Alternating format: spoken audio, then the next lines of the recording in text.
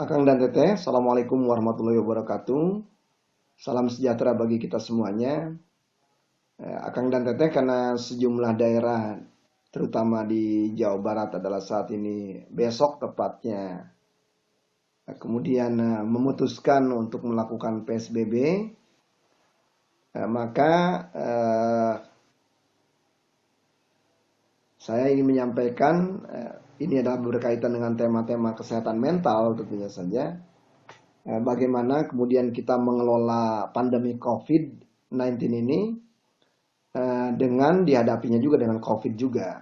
COVID di sini adalah singkatan dari C-nya calm yourself atau tenangkan diri kita, dua open to right information. Jadi kita perlu terbuka terhadap informasi-informasi yang benar.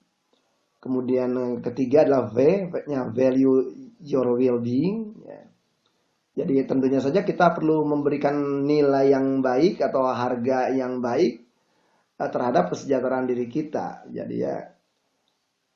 Kemudian I-nya improve coping behavior, kita harus meningkatkan perilaku-perilaku yang mampu mengatasi permasalahan. Kemudian D adalah design your happiness. Jadi kebahagiaan itu adalah kita yang menentukan. Bukan orang lain, bukan keadaan-keadaan lain. Karena itu perlu kita rancang bagaimana kita tetap berbahagia dalam keadaan pandemi COVID-19 ini. Nah, Akang dan Teteh, mari kita bedah satu demi satu tentang COVID ini. Yang pertama adalah calm yourself. Akang dan Teteh, tentunya saja bagi sebagian orang, keadaan-keadaan yang tidak menentu ini, keadaan yang tidak jelas ini, membuat sebagian orang adalah resah gelisah. Jadi memang resah dan gelisah itu seringkali ada kaitannya memang juga dengan perilaku sebagian orang gitu yang mengalami tema-tema yang dia tidak mempunyai pengetahuan tentangnya, dia sesuatu tidak dalam kontrolnya. Dan hasrat sebagian manusia seakan-akan adalah ingin mengontrol sesuatu, sehingga kalau sesuatu tidak di dalam kontrolnya, dia menjadi resah, dia menjadi gelisah, dia menjadi tidak nyaman. Nah, padahal tidak semua hal dalam kontrol kita. Di dalam tema-tema wabah seperti ini, wabahnya kan tidak dalam kontrol kita gitu. Kita nggak tahu itu wabahnya seperti apa. Kemudian pergerakannya seperti apa. Sampai detik ini adalah seakan-akan kan masih orang pada berteori gitu ya. Dan kita berusaha mencoba memahami apa yang sedang terjadi ini. Nah, karena itu supaya tidak resah gelisah begitu, orang yang resah gelisah adalah orang yang biasanya adalah memasukkan ke dalam benaknya sesuatu yang di luar kendali dia. Nah, jadi mari kita pastikan, coba kalau Anda resah dan gelisah, coba Anda tulis keresahan Anda, kegelisahan Anda dicari dalam sebuah kertas. Nah, kemudian setelah itu Anda tanya itu terhadap apa yang Anda tulis itu. Apakah Anda menginginkan perubahan atasnya? Pertanyaan yang kedua, katakanlah jawabannya ya. Pertanyaan kedua, apakah Anda mempunyai kemampuan mempengaruhi itu supaya berubah? Pertanyaan ketiga adalah apakah Anda mempunyai sumber daya, ya, sumber daya itu bisa orang, bisa uang, bisa metode, bisa material, ya, bisa juga adalah langkah-langkah untuk melakukannya. Bisa juga mesin gitu ya atau peralatan yang diperlukan untuk itu.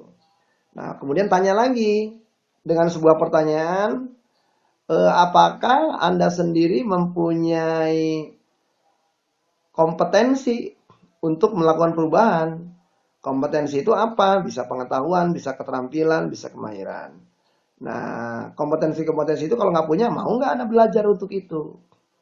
Kemudian pertanyaan berikutnya adalah, apakah Anda mau nggak menyediakan waktu untuk itu? Nah, jadi setiap keresahan Anda coba ditulis, kemudian disaring keresahan Anda tadi yang sudah ditulis tadi dengan 5 pertanyaan tadi. Nah, apabila jawabannya adalah tidak, maka sebenarnya itu di luar kontrol Anda. Tetapi kalau misalnya ada yang sebagian ya, ya pikirkan hanya sebatas yang ya itu. Yang tidaknya ya nggak usah, bahkan masuk ke pikiran pun nggak perlu gitu. Nah, jadi mulailah tenangkan diri Anda dengan merekonstruksi cara Anda berpikir tentang suatu hal. Ya, karena ya kalau di dalam komputer kan ada istilah GIGO ya, garbage in, garbage out gitu. Jadi kalau misalnya yang masuknya sampah, yang keluarnya juga sampah juga gitu. Jadi pastikan jangan sampai sampah-sampah pikiran itu masuk ke dalam benak Anda. Nah, yang kedua adalah coba mulai berpikir adalah lebih realistik. Karena pikiran Anda, apapun yang dipikirkan oleh Anda itu mempengaruhi perasaan Anda, mempengaruhi emosi Anda. Apapun yang dipikirkan Anda, reaksi ketubuhan fisik Anda langsung berespon. Nah, kemudian otomatis nantinya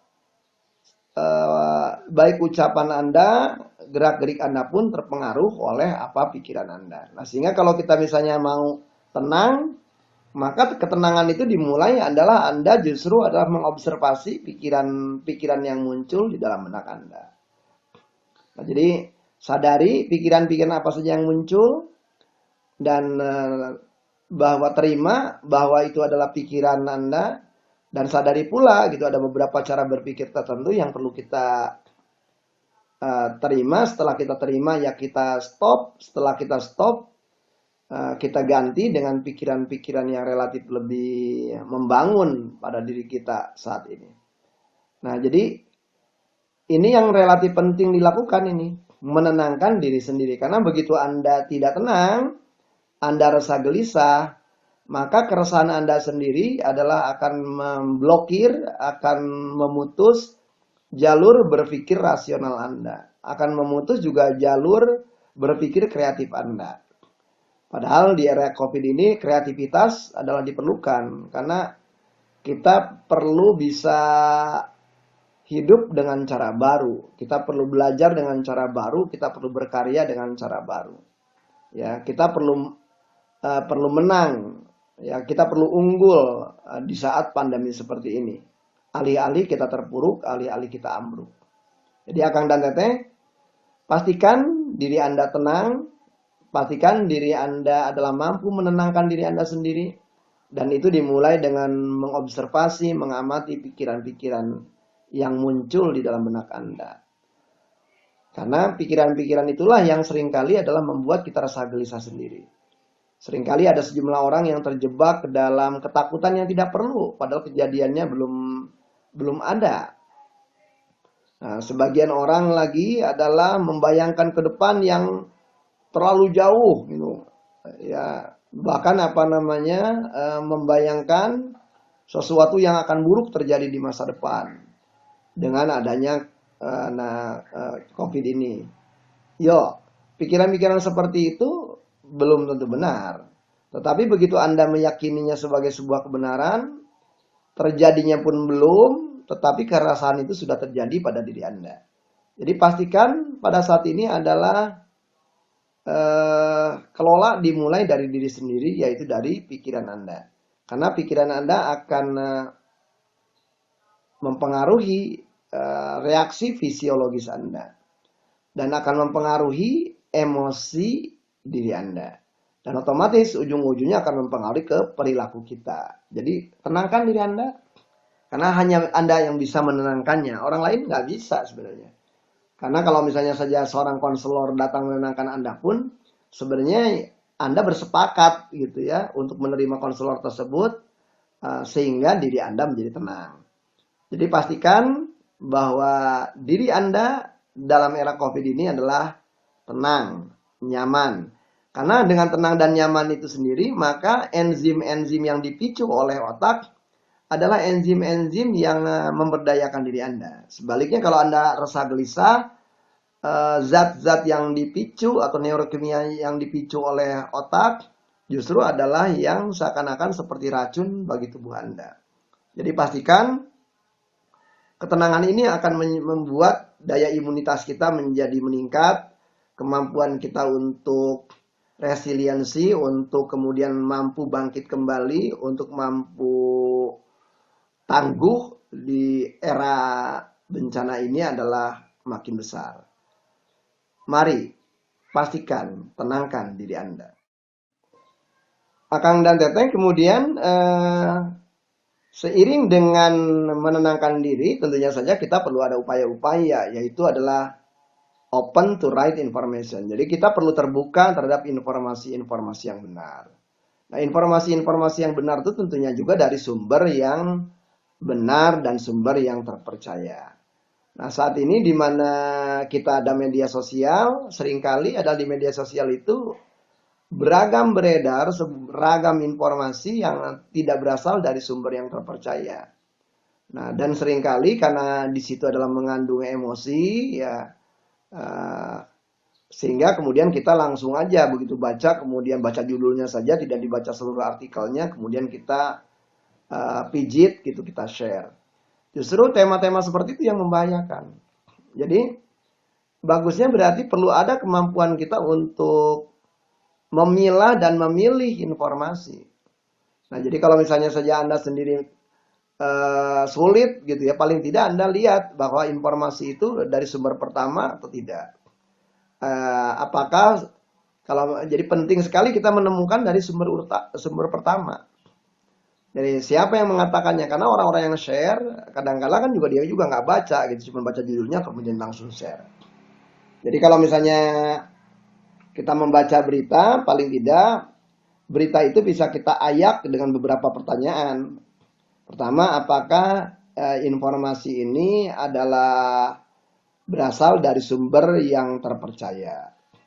Ya, katakanlah ya, gitu ya. Nah, kalau misalnya tidak, ya udah ignore aja gitu, ngapain gitu. Nah, kemudian yang kedua setelah itu adalah apakah berita ini layak untuk dikirim ke orang lain supaya orang lain mempunyai pemahaman.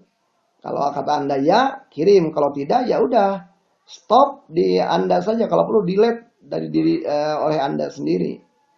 Nah, berikutnya, apakah berita itu sendiri adalah bermanfaat gitu, memberikan kebermanfaatan kepada diri sendiri dan kepada orang-orang seperti yang Anda alami. Jika ya, share. Jika tidak, stop. Nggak usah dikirim kemana-mana. Kalau perlu Anda delete saja. Nah, jadi penting adalah apakah berita itu adalah dari sumber yang terpercaya. Berita itu sumber terpercaya berarti kan paling tidak yang pemberi sumber itu adalah sudah menyiapkan menguji kebenarannya. Yang kedua tentunya saja apakah berita itu memang baik gitu untuk kita. Yang ketiga adalah apakah berita itu bermanfaat bagi kita dan bagi orang lain gitu. Nah, saya yang ingin menyampaikan kepada Akang dan Teteh, apa ciri-ciri dari sebuah berita yang memang oleh si pembuatnya, mohon maaf, ada sejumlah pekerjaan yang memang mencari kerjaannya dari membuat berita-berita seperti itu dan berita itu menyebar sehingga sedemikian viral sebuah meme yang membuatnya juga tentunya mempunyai keuntungan dari sana. Nah, kalau kita pelajari bagaimana membuat meme-meme yang viral, meme-meme yang viral saya ingin menyampaikan kepada Akang dan Teteh belum tentu meme yang benar. Jadi apabila Anda membaca buku karya Richard Brody yang judulnya adalah The Virus of the Mind, maka Anda akan menemukan uraian di situ tentang memetika. Memetika itu adalah ilmu tentang meme.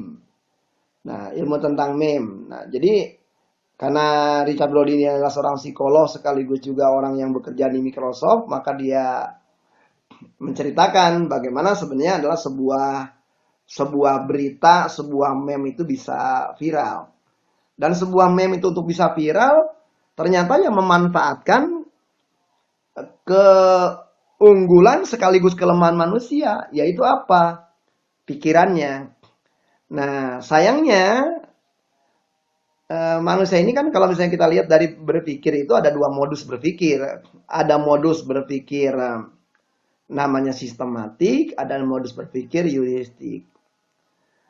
Nah, modus berpikir sistematik ini seorang psikolog yang bernama Daniel Kahneman, dia menggunakan term adalah berpikir lambat, cermat, akurat. Ya, jadi dia menggunakan istilahnya thinking fast, thinking slow ya. Jadi thinking slow, berpikir lambat. Nah, tetapi ada juga yang namanya heuristic thinking atau berpikir heuristik. Nah, berpikir heuristik ini kalau misalnya Daniel Kahneman menggunakan termnya adalah thinking fast, berpikir cepat. Nah, tetapi berpikir cepat ini seringkali adalah tidak cermat, seringkali tidak akurat, dan seringkali terpicu oleh tema-tema emosi-emosi yang sifatnya adalah untuk bertahan diri. Emosi-emosi waspada, emosi-emosi yang membangkitkan kewaspadaan, kesiapsiagaan. Nah, berarti emosi-emosi apa tuh? Emosi khawatir, emosi takut. Nah, sehingga berita-berita yang viral adalah seringkali adalah berita-berita yang membangkitkan tema-tema kekhawatiran, tema-tema kecemasan, tema-tema ketakutan, tema-tema perang, tema-tema penyakit, tema-tema kewaspadaan gitu. Nah, banyak tema-tema seperti itu gitu di dalam pada waktu orang membuat meme. Belum lagi tema-tema sara ya, suku, kesukuan dimasukkan ke situ. Wah, ini berita ini mengancam kesukuan, masukkan. Tema agama, jadi seringkali juga agama digunakan gitu di dalam membuat meme ya. Tema-tema agama dibuat dalam buat meme gitu sehingga sejumlah orang ngerasa terancam dari agama yang sama.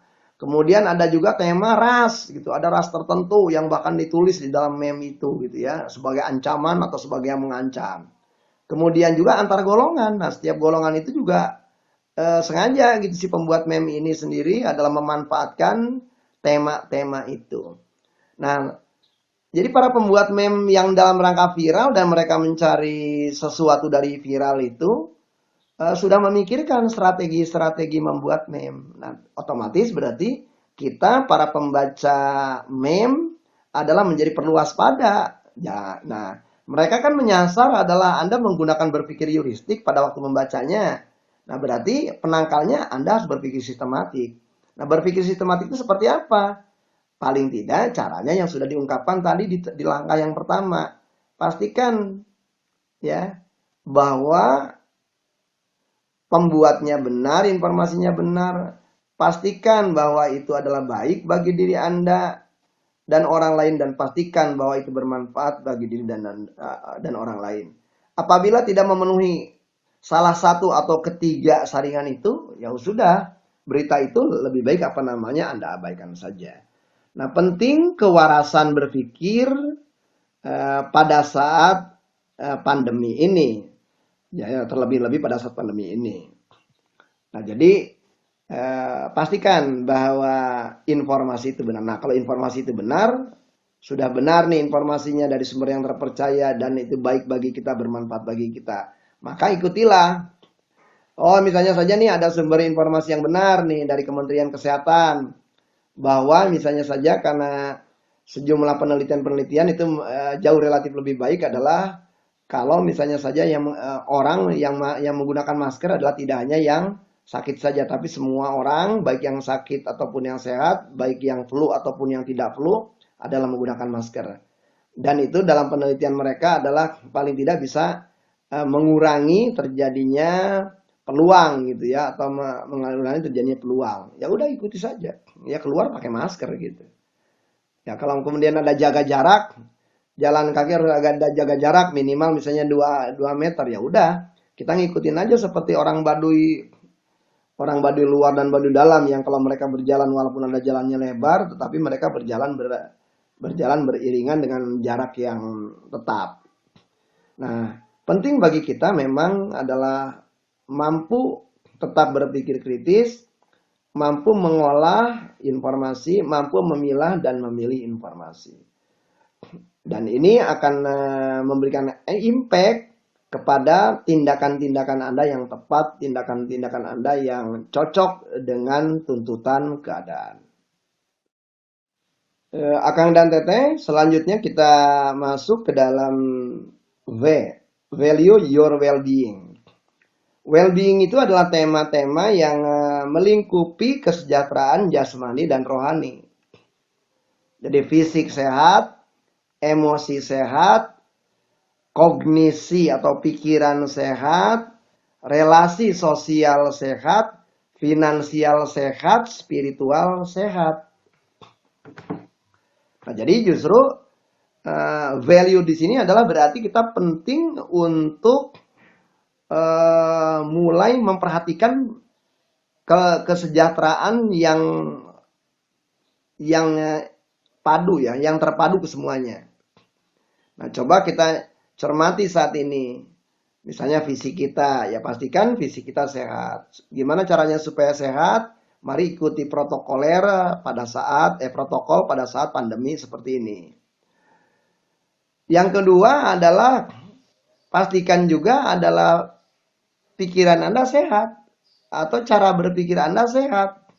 Cara berpikir yang sehat itu yang kayak gimana? Pertama adalah berpikir kritis tadi, yang Anda kalau ada data Anda observasi, Anda amati, Anda cermati argumennya, Anda apakah didukung fakta atau tidak gitu. Apakah faktanya benar seperti itu?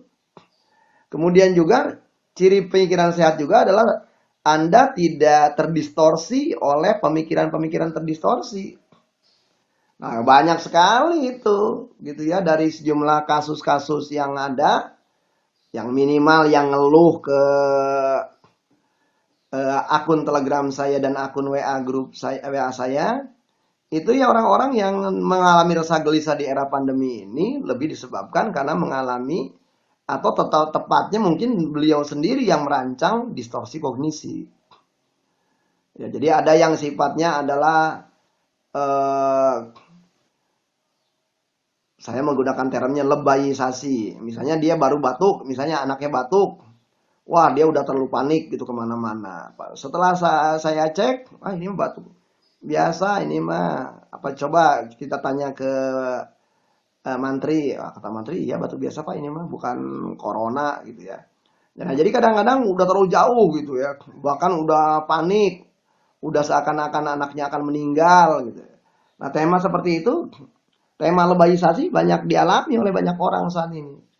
Bahkan ada yang cukup berlebihan juga gitu. Ada mertua datang gitu ya. Wah, mertuanya kemudian dipaksa harus segera mandi. Kemudian kalau tidak mandi lebih baik apa namanya mertuanya jangan masuk. Nah, kan konyol juga gitu kalau terlalu lebay begitu gitu ya kan.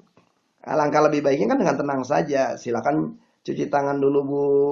Nah, karena ibu sudah berangkat jauh, berian jauh gitu. Kalau memungkinkan,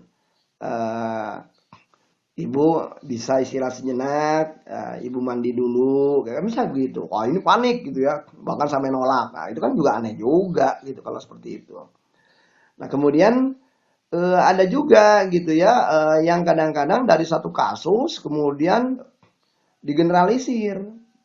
Contoh nih ada juga nih kasus begini nih, yang ngeluh ya, dia ngeluh nih, waduh itu tetangga saya di Jakarta udah meninggal dunia nih. Wah, saya kayaknya harus bikin surat wasiat nih. Kenapa kamu harus bikin surat wasiat? Iya, karena saya pernah ketemu tetangga itu adalah 3 bulan lalu nih. Kayaknya peluang saya untuk terkena juga meninggal dengan cara yang sama melalui COVID ini besar gitu. Nah, hal-hal seperti itu juga kan terlalu lebay juga gitu. Sekaligus juga menggeneralisir padahal dari sebuah fakta yang sebenarnya juga sulit gitu. Kalau misalnya pemikiran tadi benar kan berarti orang-orang terdekatnya dulu yang sebenarnya adalah kita perlu perhatikan kan gitu. Yang peluang adalah terbesarnya adalah keluarga-keluarga terdekatnya. Udah gitu ini kan 3 bulan yang lalu. Sementara misalnya saja tema penyebaran COVID di kita itu kan baru sekitar 1,5 bulan yang lalu begitu. Nah tema-tema seperti itu cukup banyak. Nah belum lagi ada juga distortion of thinking yang kemudian adalah kita seakan-akan bisa membaca gitu ya apa yang dinyatakan begini nih banyak juga nih. Wah itu pemerintah kabupaten kita nih bupati kita tuh anu ya. Nah itu kan dia seakan-akan udah bisa baca pikiran si bupati aja gitu. Padahal saya bilang dari mana kamu tahu bahwa bupatinya begitu?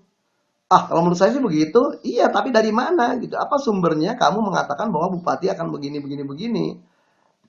Sehingga kamu perilakunya menjadi resah gelisah nggak jelas seperti itu. Nah, akhirnya dia nggak bisa jawab gitu ya. Ya udah, saya bilang itu kan pikiran kamu sendiri gitu. Kemudian kamu proyeksikan seakan-akan bupati melakukan seperti itu. Kalau kamu ngomong kayak gitu apa rasanya? Di badan nggak enaknya justru itu. Yo, hentikan apa namanya berpikir seperti itu. Nah, sehingga orang yang bersangkutan gimana setelah ini? Iya, sekarang lebih nyaman. Ya, iya.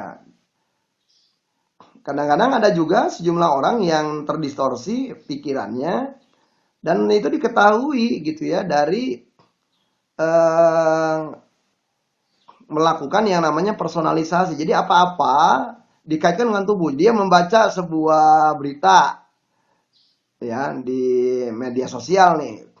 Ciri-ciri corona misalnya saja. Wah, itu ketika dia batuk, aduh aku corona nih. Ketika dia badan anget dikit gitu, padahal angetnya habis masak gitu ya, bukan anget 37 atau 38 derajat gitu ya.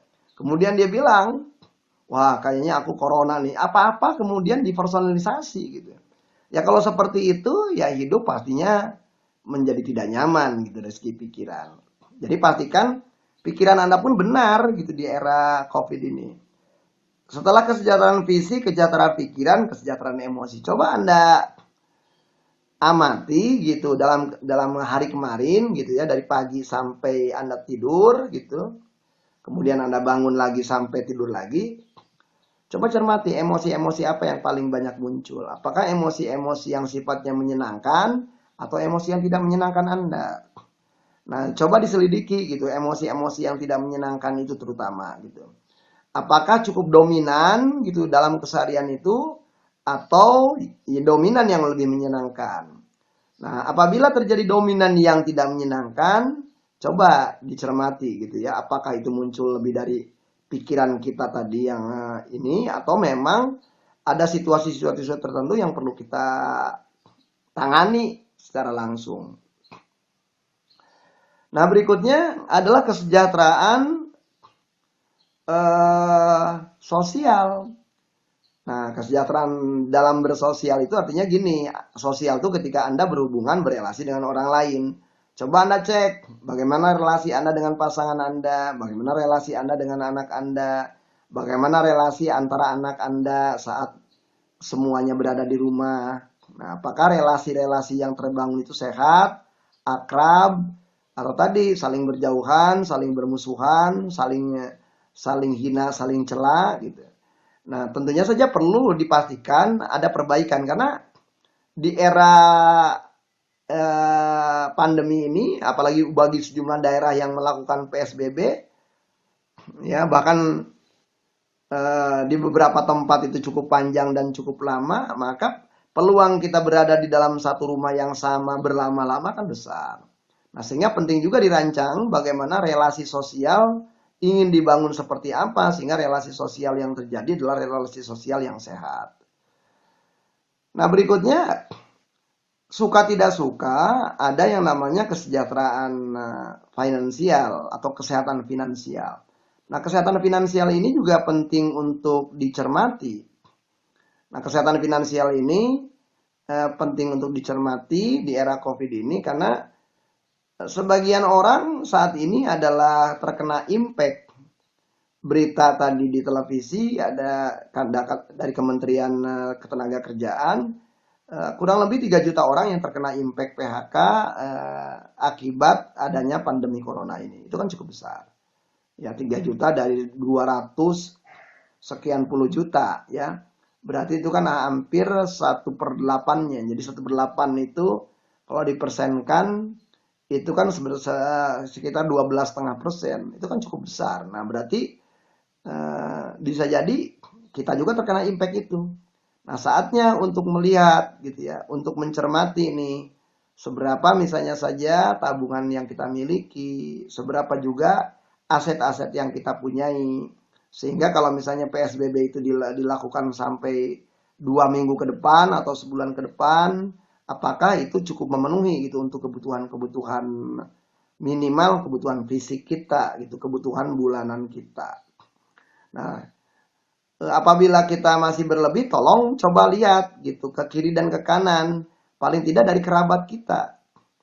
Entah itu adik kita, entah itu ipar kita, entah itu adalah ayah dan ibu kita, entah itu mertua kita gitu. Coba dicek.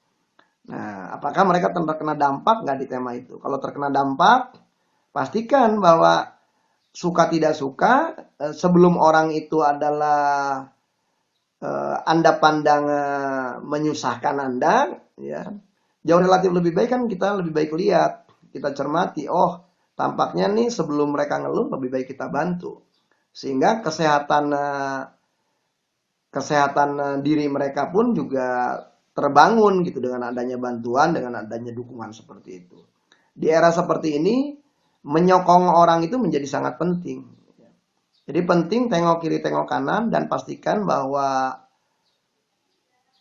keluarga kita sendiri adalah terbangun gitu ya, tersokong, terdukung kalau mereka adalah termasuk orang-orang yang terkena impact ekonomi akibat pandemi ini.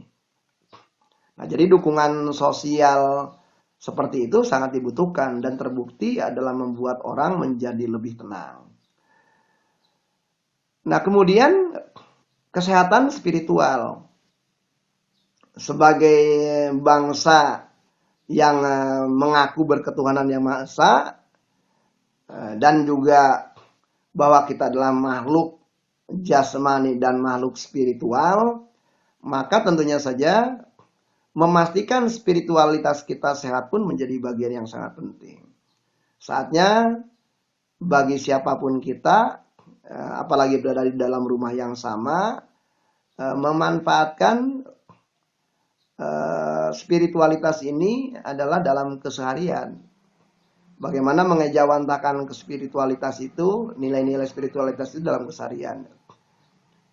Tentunya saja tidak hanya kita melakukan kedekatan dengan ilahi, kedekatan yang maha melalui ragam ritual yang ada, tetapi juga mengejawantakan spiritualitas itu dalam keseharian.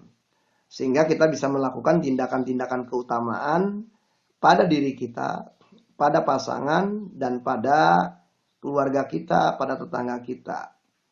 Nah, sehingga dengan cara seperti itu adalah bahwa keilahian itu, spiritualitas itu adalah terejawantakan dalam keseharian.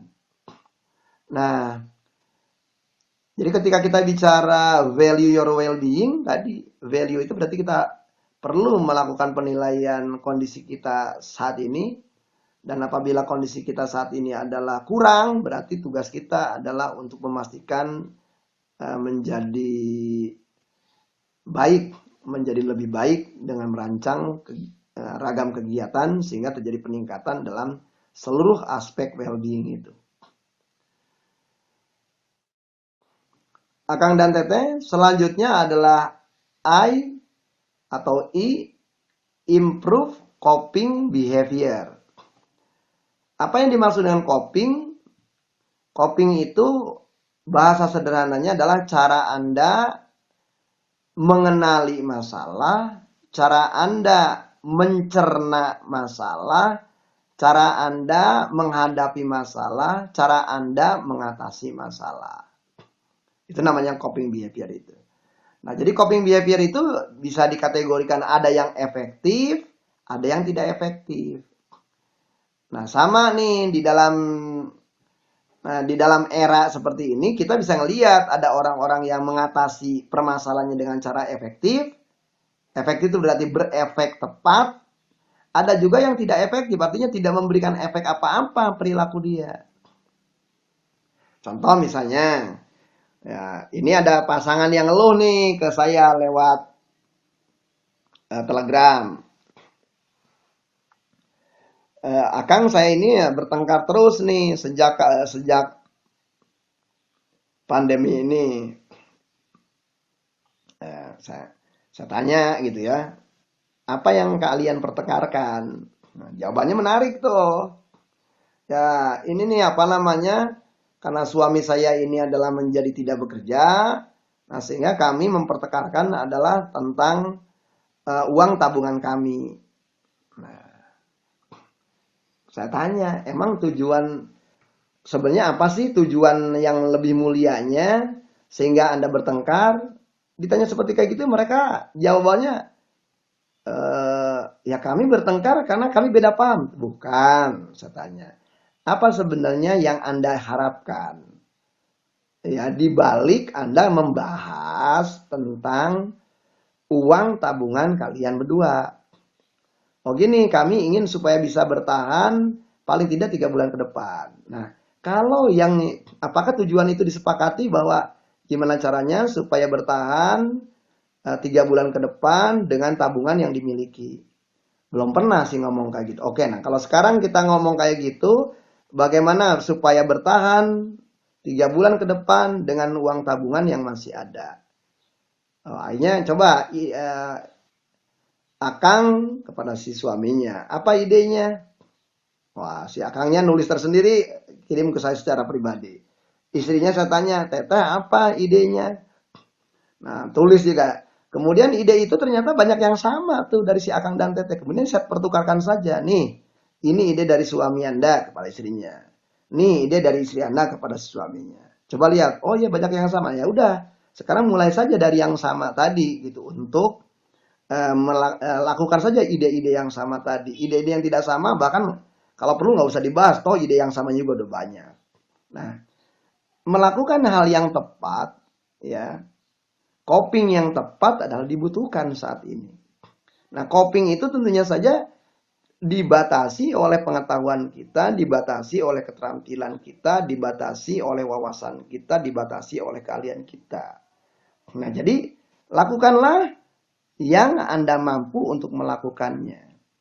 Sehingga segala sesuatu adalah ada dalam kendali Anda dalam kontrol Anda. Dan Anda mempunyai kebebasan dan Anda punya kebahagiaan apabila Anda melakukan sesuatu yang berada di dalam kontrol Anda. Jadi pastikan keterampilan-keterampilan baru perlu Anda miliki gitu ya.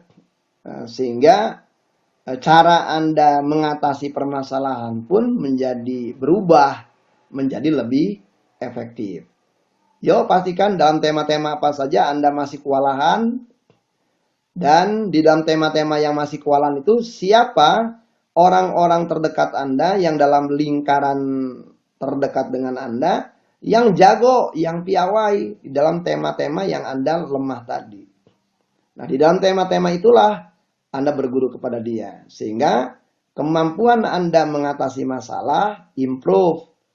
Kalau tadinya adalah dalam katakan saja dalam kehidupan Anda keseharian untuk menjalankan peran-peran Anda ada 10 peran. Di dalam 3 peran Anda sudah piawai, di dalam 7 peran Anda terseok-seok. Nah, di yang 7 itu supaya Anda mampu coping, belajar dari yang sudah mahir, dari yang sudah piawai. Sehingga Anda nggak usah belajar dari kekeliruan demi kekeliruan yang uji coba terus. Tetapi Anda bisa belajar dari orang yang memang udah ahli, udah piawai, dan udah efektif. Nah, itu kan bisa lebih mempercepat cara pembelajaran Anda. Akang dan Teteh, yo, jadi pastikan improve perilaku coping Anda.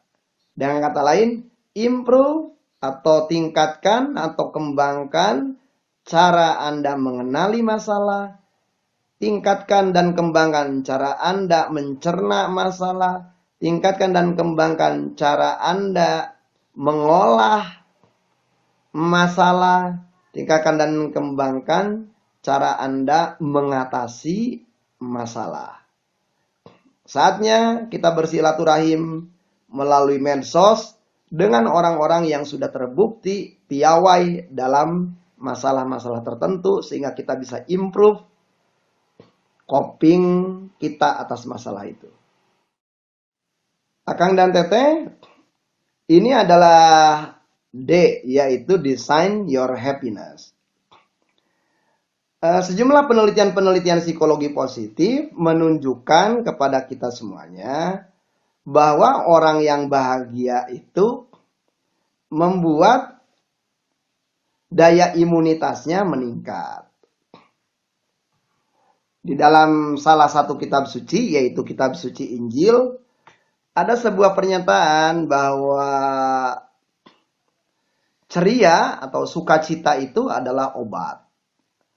Nah, jadi kebahagiaan itu kalau kita menggunakan mempelajari dari seorang psikolog di Amerika yang namanya Martin Seligman.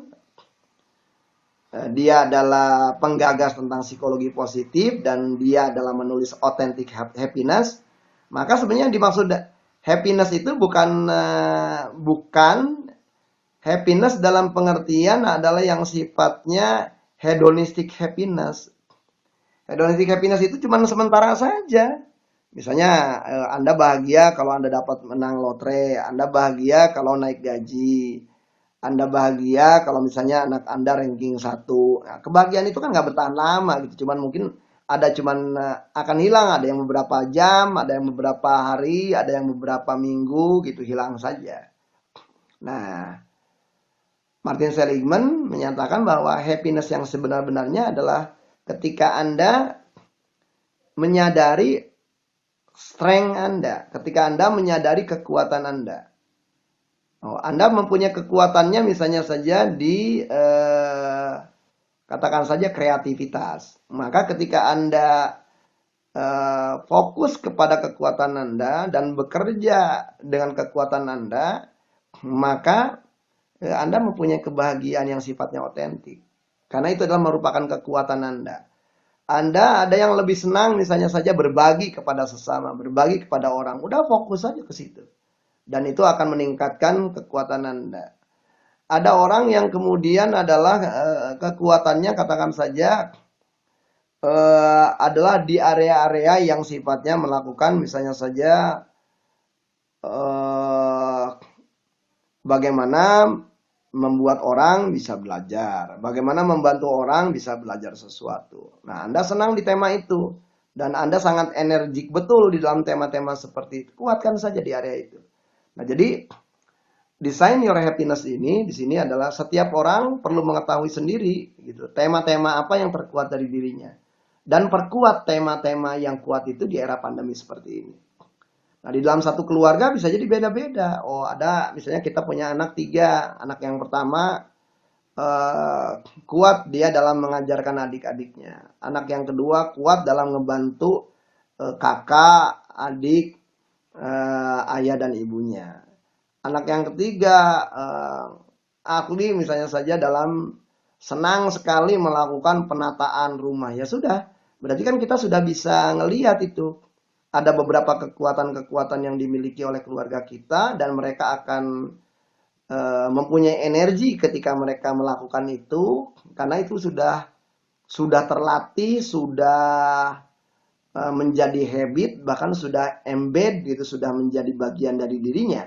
Nah, ketika kita fokus kepada kekuatan-kekuatan di keluarga kita dan kemudian merancang kegiatan yang memanfaatkan setiap kekuatan kita masing-masing, sehingga setiap kekuatan itu diberikan kesempatan, maka peluang kita mengalami kebahagiaan dengan kekuatan, dengan strength kita adalah besar. Rancang kebahagiaan yang seperti itu, kebahagiaan yang otentik itu, mumpung kita berada di dalam satu rumah, mumpung kita adalah berada dengan keluarga lebih banyak di dalam rumah, sehingga diri kita adalah tetap bahagia gitu saat pandemi ini, dan tentunya saja terus bahagia itu usai dari pandemi ini. Karena pandemi ini sama saja seperti badai, dan ada istilah badai pasti berlalu, pandemi pasti berlalu. Akang dan Teteh, ini adalah ajakan dari saya supaya kita mampu menghadapi pandemi ini dengan sikap yang lebih baik, dengan sikap yang lebih efektif, dan dengan sikap yang kita juga tahu persis bagaimana kita menanggapinya dengan tepat. Untuk mengakhiri ceramah ini, saya ingin menyampaikan saja bahwa saya pernah namain ke Universitas Katolik Atmajaya. Di Unika Atmajaya itu ada, jadi kalau saya masuk gitu dari pintu gerbang gitu ya, kemudian di sebelah dekat ke perpustakaan itu di sebuah taman, di situ ada beberapa patung ya. Dan di situ ada tulisan gitu ya, ada tulisan Serenity Prayer ya. Yang kalau diterjemahkan secara harfiah kira-kira begini: wahai Tuhan, berikanlah aku kemampuan untuk mengubah yang dapat kuubah, untuk menerima yang tak dapat kuubah, dan berikan aku kebijaksanaan untuk membedakan keduanya.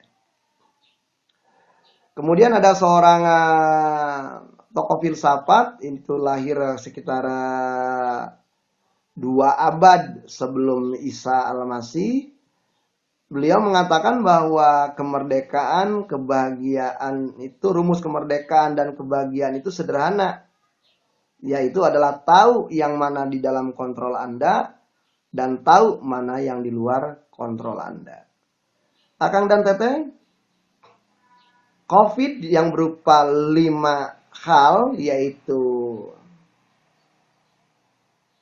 pertama kali calm yourself, open to right information, value your well-being, improve coping behavior, dan design yourself, design your happiness, adalah dirancang adalah supaya kita mampu menyikapi yang tepat dan mampu mengendalikan, melakukan apa yang dalam kendali kita, merancang apa yang dalam kendali kita.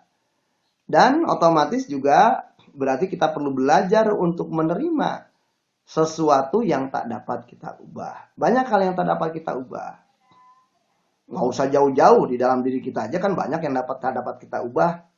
Harus kita terima, misalnya tubuh Anda saja misalnya. Coba aja bagian-bagian tubuh Anda. Mungkin ada Anda yang Anda nggak sukai di bagian tubuh Anda. Entah perut Anda buncit, begitu ya. Entah kepala Anda misalnya botak sebelah gitu.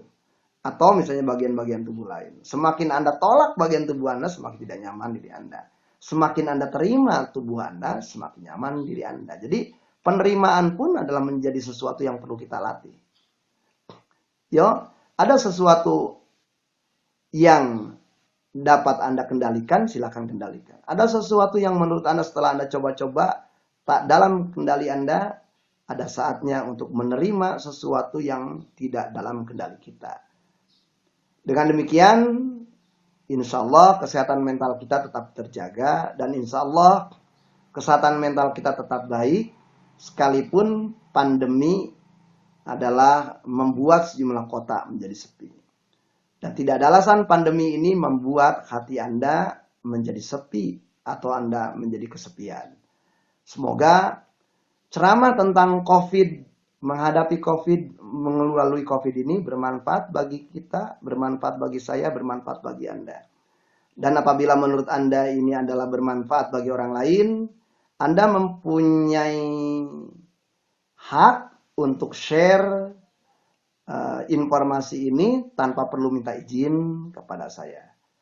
Saya justru berterima kasih bahwa ide ini disiarkan, kemudian dibroadcastkan oleh Anda semuanya. Terima kasih. Assalamualaikum warahmatullahi wabarakatuh.